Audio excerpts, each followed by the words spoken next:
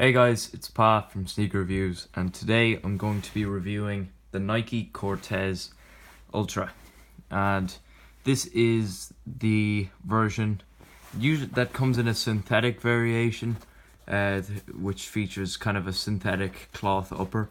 The others there's a leather version, which I do actually have in black, in triple black, and there's a suede version. There's also a nylon version, which I don't think is as good quality as the other ones. It generally is marked down by price in comparison to the other ones.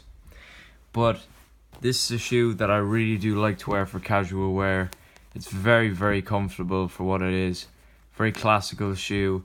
Can be worn with really anything depending on what colorway you get with this. I do think these look really, really clean. I've had these for a long time, as you can see from the wearing. We'll get into the review now. And so starting off with the upper, you get a full synthetic upper. It's woven, fused synthetic. It's a very, very decent quality synthetic compared to some of the meshes that I've seen before on other Cortez, Nike Cortezes. It's got a kind of embroidered kind of leather swoosh. Well, at least it mimics the feel of leather, and it is quite nice. You can really feel the quality from this upper just by feeling it. And internally on the upper, you've got a kind of a mesh synthetic liner on the back, kind of soft, pretty standard, nothing too fancy, but very, very comfortable. You've got a synthetic tongue with the Cortez Ultra branding on the embroidered Nike branding.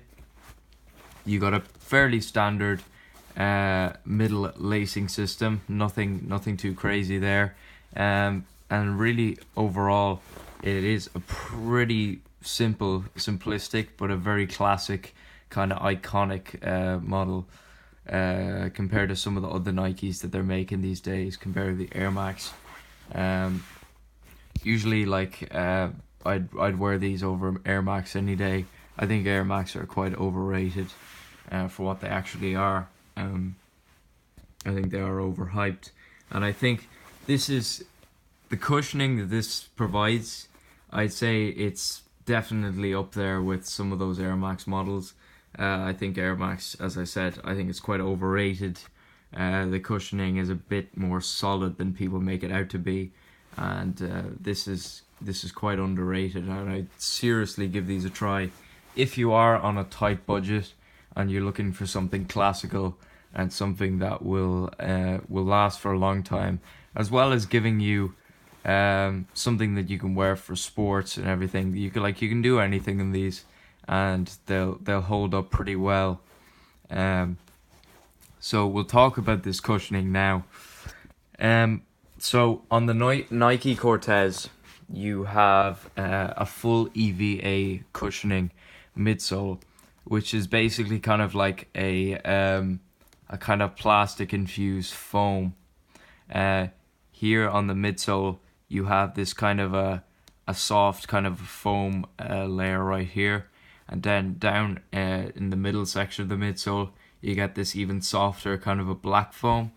And then to add some structure and stability to the shoe, you have a rubber bottom sole, which is quite solid. But as you wear them a little bit, it does soften up, and so like it's extremely comfortable. One of the nicest Nike midsoles there is out there. I'd even say it's up there with the Nike Air Huarache, which I've also mentioned is one of the best cushioning shoes on offer from Nike. I'd say it's nearly as comfortable as the Ultra Boost. Some people might disagree with me there, but that's just my opinion. Nike coming up with all these fancy Air Max cushioning systems, it just, to me, I think they should be investing something more along the lines of this kind of classical EVA foam which is it is excellent, and definitely worth a look into if you are on a tight budget. So as far as sizing goes, I wear a 9 UK, and these are a 9 UK, so they do go true to size. They are quite a narrow fit, as most Nike shoes are. So if you do have wide feet, this might not be something that you really would want to invest in. But seriously, very, very good looking shoe. Fun fact about the Cortez, well, not really a fun fact. Asics, which used to be known as Onitsuka Tiger, first came up with the original Cortez, which was known as the Corsair.